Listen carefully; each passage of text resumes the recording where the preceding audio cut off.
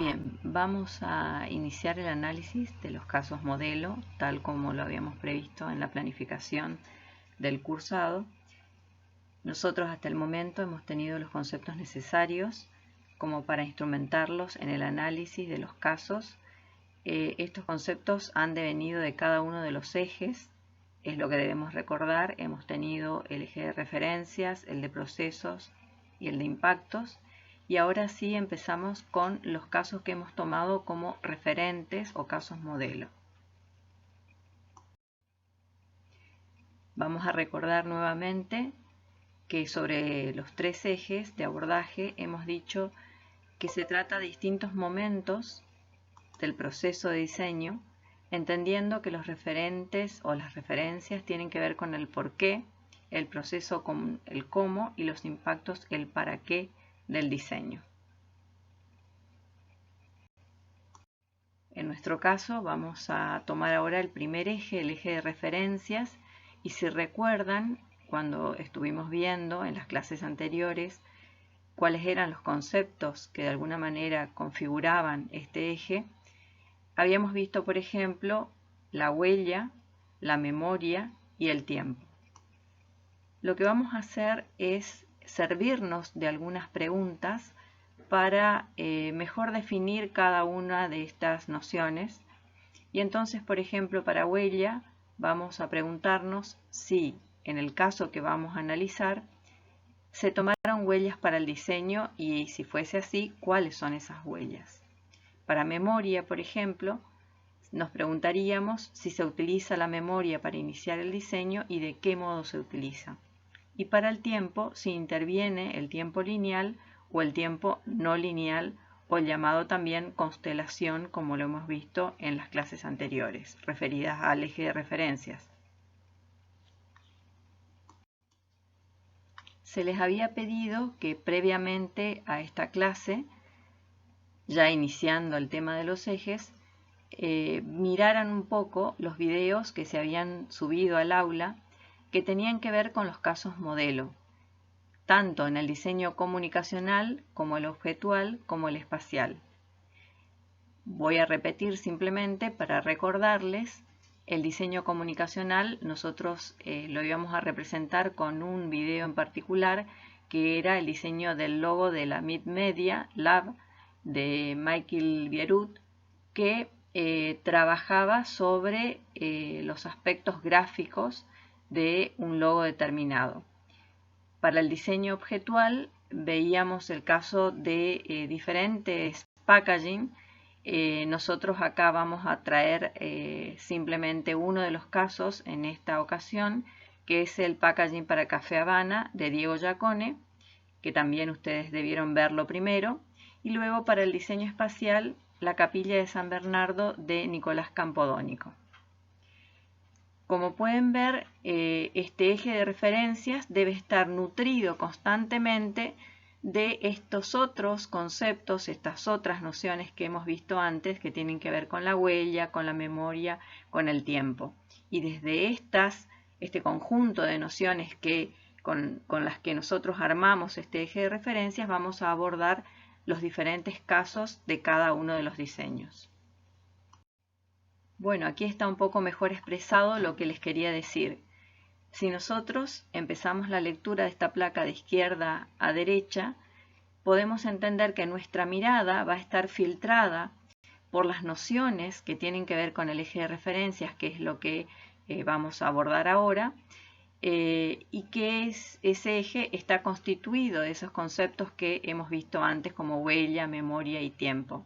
Y que a partir de este filtro o esta especie de lentes que hemos tenido, que justamente nos lo construye el eje de referencias, vamos a abordar la mirada hacia los distintos tipos de diseño, el diseño comunicacional, el objetual y el espacial.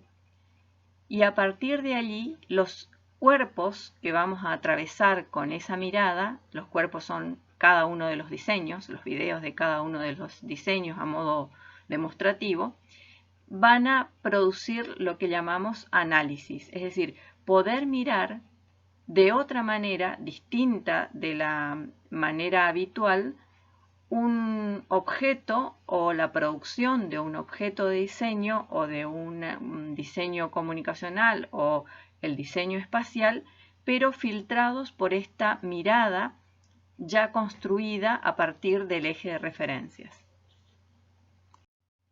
Vamos a ver ahora entonces el diseño comunicacional.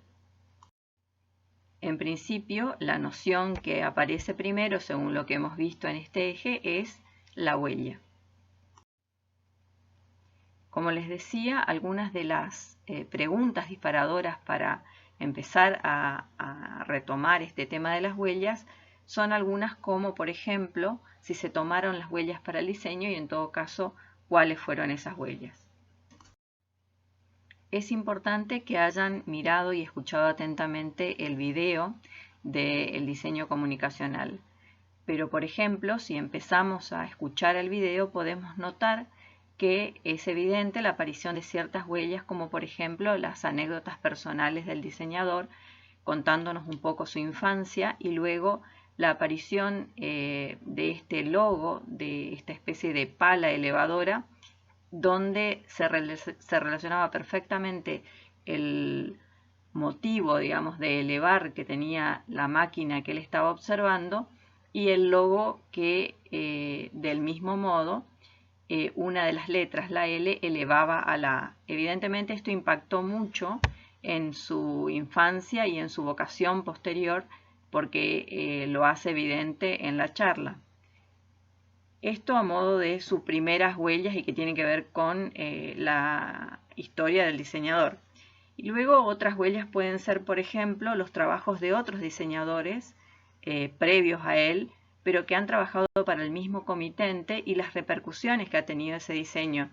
Él muestra en algún momento esta serie de puntos con estos haces de colores que tenían que ver con una primera idea de diseño que era anterior al diseño que se le está pidiendo a él, pero siempre para el mismo comitente, y cómo de alguna manera este logo también influyó en diseños posteriores e incluso en el propio edificio realizado por el arquitecto Pei, el edificio del Lamid Lab.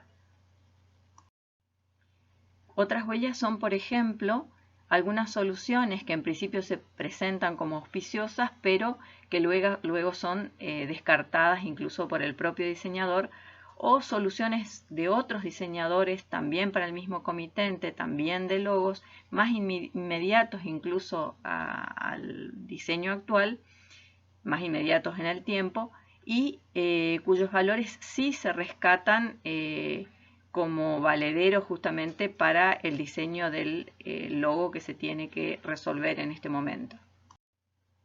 Son importantes las búsquedas que se dan a partir de este logo, que según menciona es de una diseñadora muy importante que ha sido diseñadora de la MidLab durante bastante tiempo y que rescata la esencialidad, digamos, y lo abstracto de este diseño, lo que hace que repercuta en sus ideas, de manera que empiecen a aparecer a partir de allí otra serie de diseños que finalmente van a dar lugar a la solución definitiva.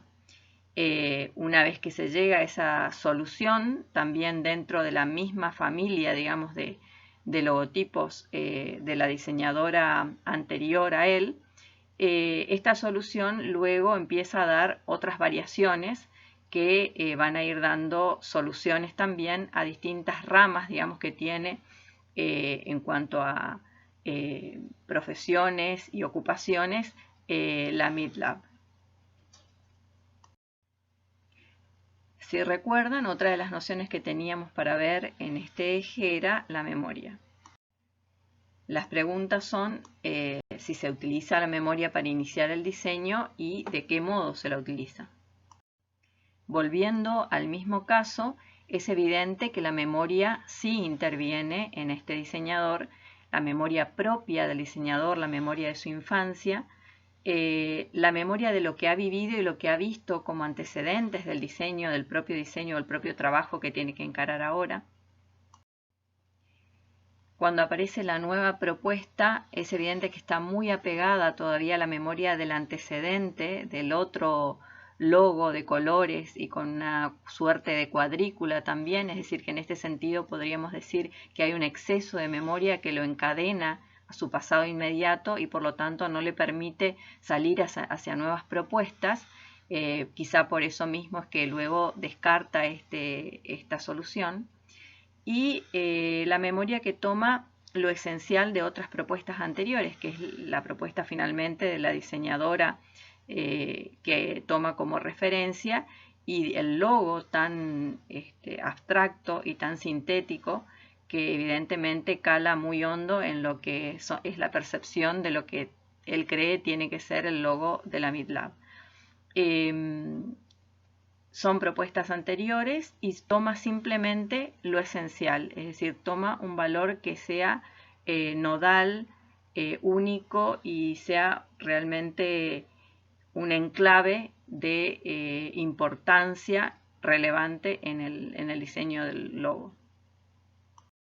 Es decir, por un lado es una memoria que no olvida porque toma referentes, ¿sí? Toma y en todo caso también descarta, pero que es capaz al mismo tiempo de tomar cosas anteriores, de producir algo nuevo.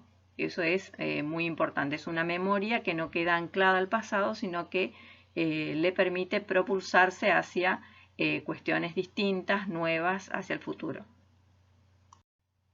Bien, la otra noción es el tiempo. Y en este caso nos deberíamos preguntar si interviene el tiempo lineal o el tiempo no lineal, o lo que llamamos también constelación.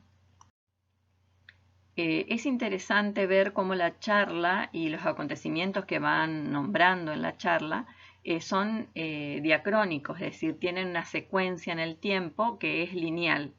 Y si bien esta historia que se traza tiene, ¿no es cierto?, esta sucesión de datos, en este devenir toma ciertos acontecimientos como valederos y sin embargo descarta otros.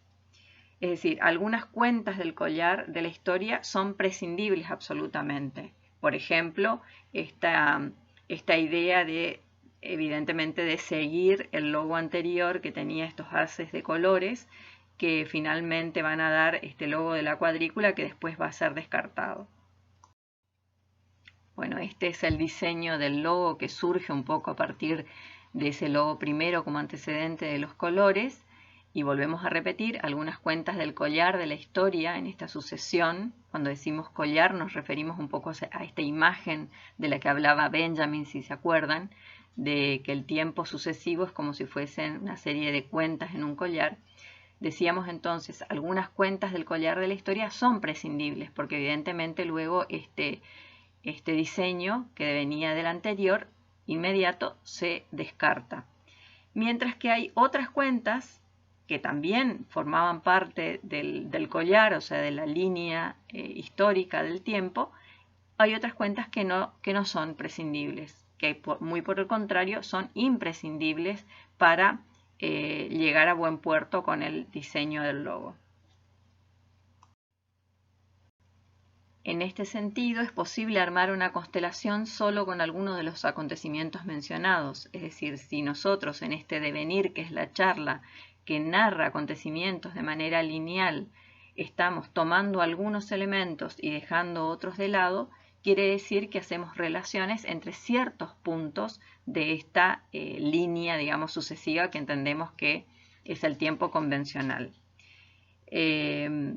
La solución, para que nos demos cuenta, la solución final se emparenta con su recuerdo de la infancia, por un lado, de aquel logo de la pala elevadora, si recuerdan al principio, en su geometrización, en su abstracción, y también se emparenta con su antecedente inmediato, que es el logo de la diseñadora tan abstracto de las barras.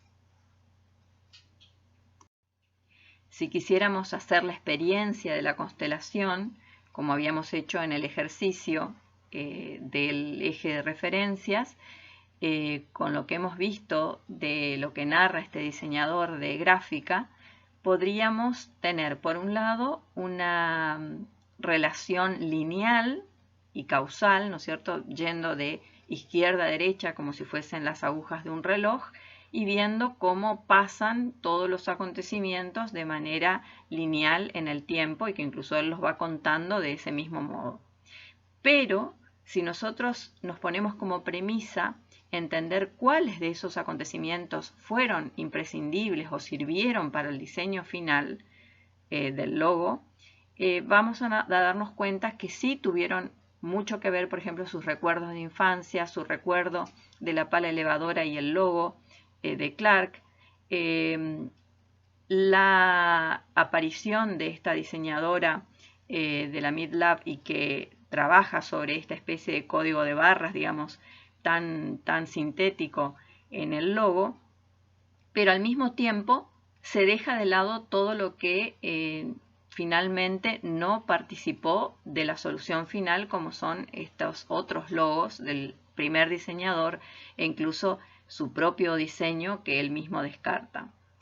Entonces, la constelación, en definitiva, es una relación que va a romper la linealidad del tiempo y va a tomar como referencia a contactar, digamos, las cuestiones que sí tienen esencialmente que ver con un diseño determinado, en este caso el logo de la MidLab. Vamos a ver ahora el diseño objetual. Bueno, solamente mostrarle, porque ustedes han visto dentro del video otros productos también que allí aparecen, como por ejemplo esta botella de agua, donde la propia diseñadora se encarga de explicar que al ser agua mineral, lo que se pretendía era que la montaña de donde provenía el agua llegase de alguna manera al consumidor. Y por lo tanto hacían aparecer el pico de la montaña en la base de la botella. ¿Sí? Esto es evidentemente una referencia muy importante. O el caso de los mini alfajores Habana, donde el diseñador nos explica que la referencia, que evidentemente tiene que ver con su memoria, ¿no es cierto?, sobre cómo se maneja uno con los alfajores y con la tradición de colocar alfajores en una caja, decía él, cuando uno va sacando esos alfajores es como que el hueco que queda vacío se nota demasiado, ¿sí? Un poco hasta genera culpa. Entonces, el hecho de tener alfajores que tienen menos calorías porque son más pequeños, incluso el hecho de ser pequeños, les permitía a ellos trabajar con una bolsa de la cual podían ir tomando los alfajores un poco sin culpa y sin saber cuántos se comían. Entonces, evidentemente aquí la referencia es la memoria respecto a un uso determinado de los alfajores en general y de una manera de embalar, digamos, este tipo de producto. Nosotros no vamos a hacer demasiadas referencias ni al caso de la botella de agua ni al caso de los alfajores, sino que simplemente los pusimos como para que entendieran de que en los dos casos hay referencias que son de distinto tipo, pero son evidentes. Sí nos vamos a detener en mirar el caso del café Habana en la próxima placa. Aquí sí, como en el caso anterior, vamos a analizar con los tópicos de costumbre, es decir, empecemos por la huella.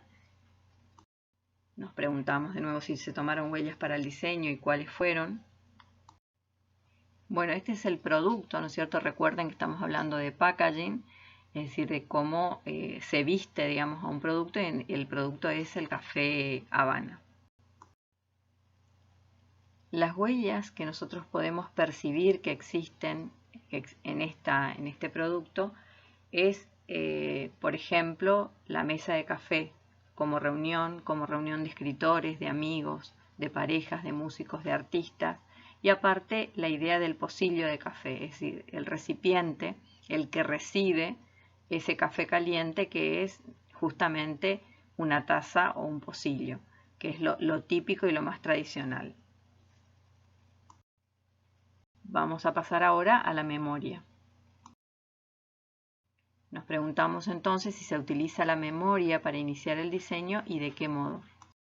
Y es claro que se utiliza la memoria colectiva de los usos y costumbres de los que fueron, ¿sí? De un modo de juntarse, de reunirse alrededor de una mesa de café y de tomar café en un pocillo de loza, ¿sí?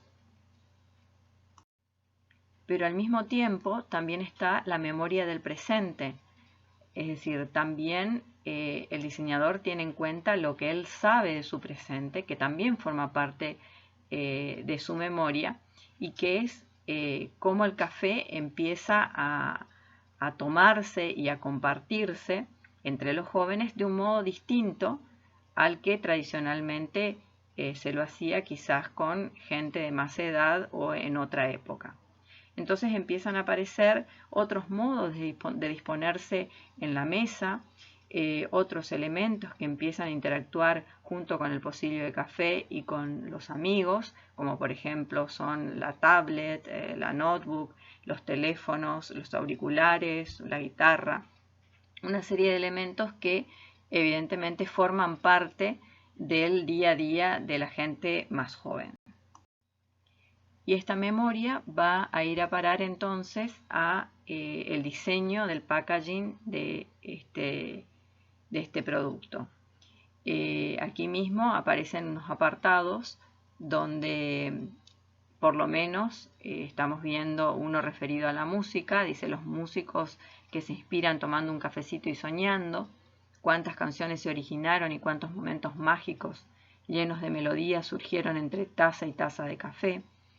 O otro que se refiere a la tecnología, los adolescentes chatean, navegan con sus netbooks, comparten su música favorita, la mesa de Habana como centro del encuentro de las nuevas generaciones. Entonces, aúna un poco una memoria y otra, la memoria tradicional, la memoria colectiva de lo que fue típicamente y la memoria de las costumbres nuevas.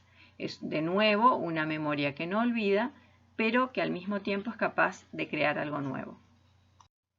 Nos vamos a referir ahora al tiempo. Nuevamente las preguntas que son indicativas y de alguna manera pretenden simplemente guiar el análisis. ¿Interviene el tiempo lineal o el tiempo no lineal o constelación? Probablemente si quisiéramos hacer una historia lineal desde la parte superior de esta placa, donde está un poco el modo tradicional de servir y de tomar un café, a lo que se ve luego en la parte inferior, deberíamos tener una serie de elementos intermedios para contar un poco cómo se llegó de algún modo al diseño actual de un vaso de café.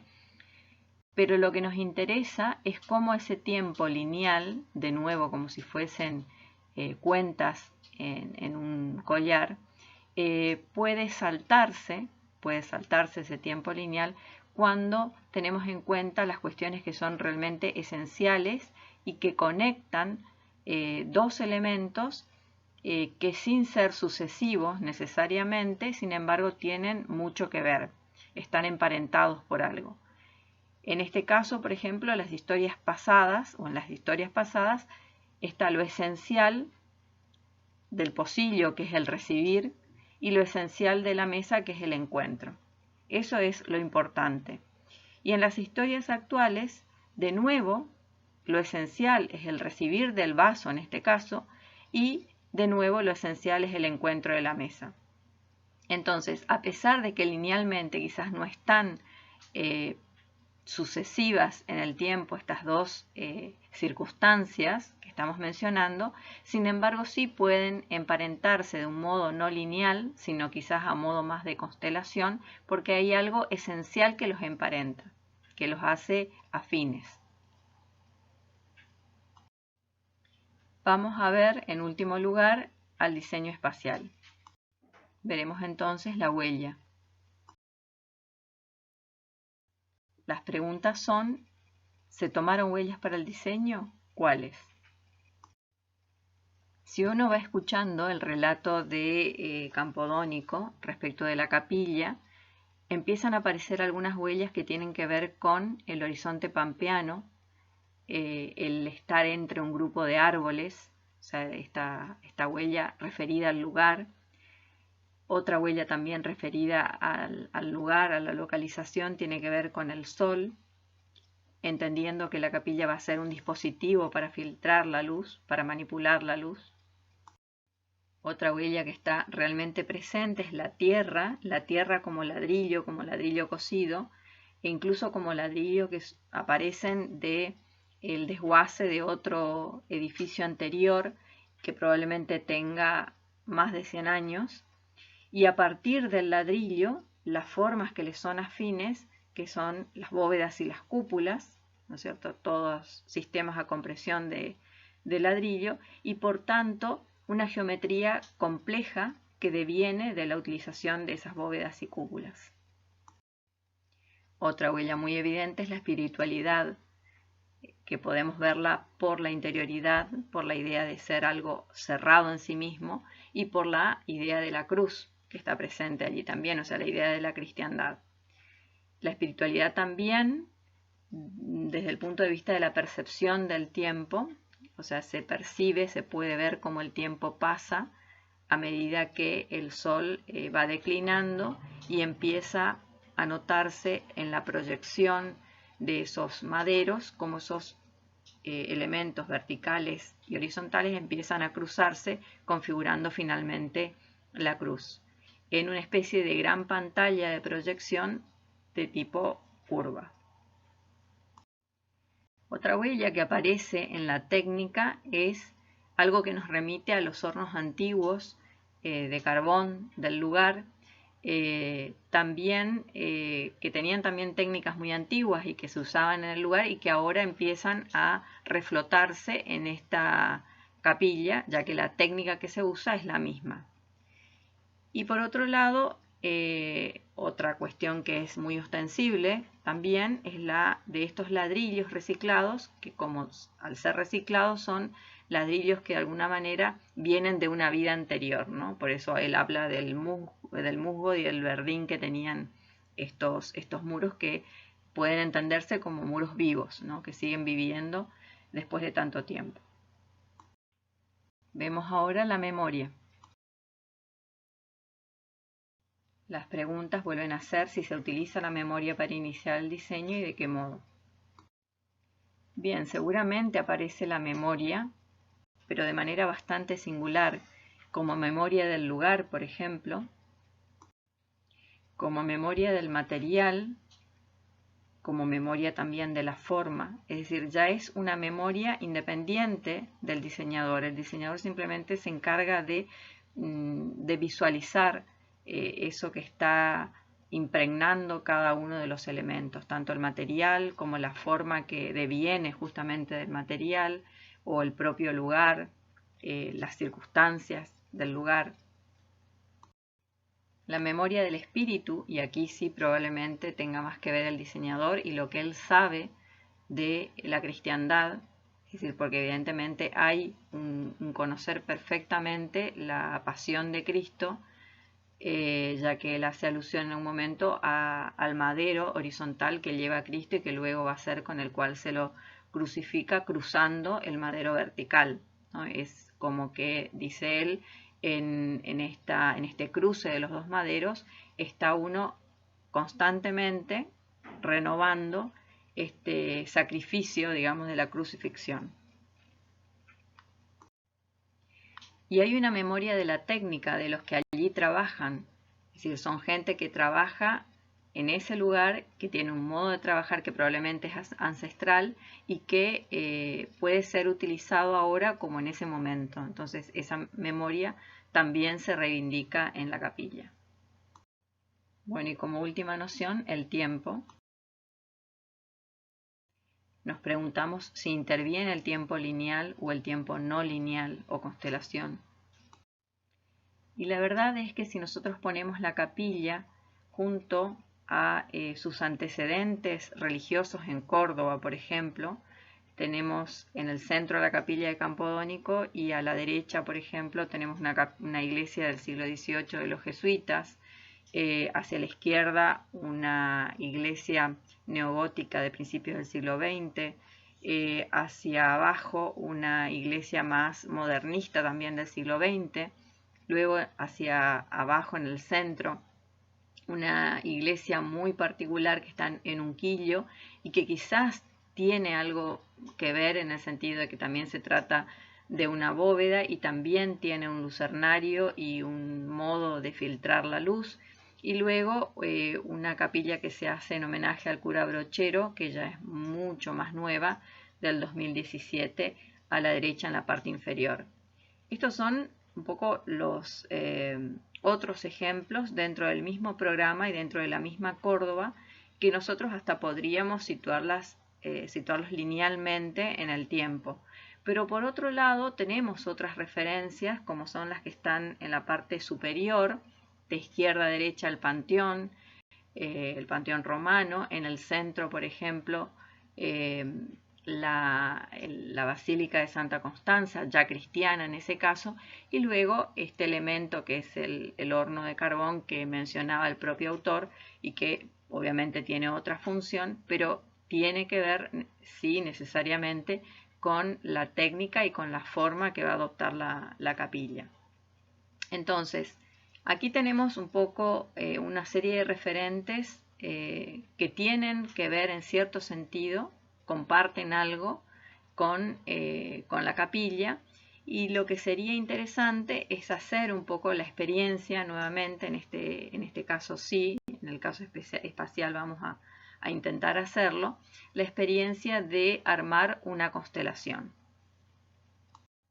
Entonces, si nos limitamos solamente a poner todos los edificios religiosos, y que ahora no necesariamente están en Córdoba, sino también tomando los más antiguos, simplemente para demostrar esta idea de la constelación, ponemos siempre de izquierda a derecha, siguiendo las agujas del reloj, de manera cronológica, primero el Panteón, luego la Basílica de Santa Constanza, luego la iglesia de los jesuitas, luego la iglesia neogótica, luego la modernista, luego la iglesia de Unquillo y por último la iglesia moderna, para terminar con la de Campodónico. Allí las iglesias o los templos están puestos de manera diacrónica, ¿no es cierto? O sea, siguiendo la línea del tiempo. Sin embargo, si tuviésemos que pensar en relacionar estos elementos de una manera no lineal, es decir, armando una constelación, tendríamos que fijarnos en qué elementos son importantes como para poder relacionarlos. Y seguramente allí van a aparecer la cúpula del Panteón, la cúpula y la caja muraria de Santa Constanza, la cúpula y el modo de filtrar la luz de la iglesia de Unquillo y por último, por supuesto, la iglesia de Campodónico, que tiene todas estas cualidades. Entonces podemos ver cómo la constelación lo que nos permite es vincular no linealmente elementos que esencialmente tienen algo en común.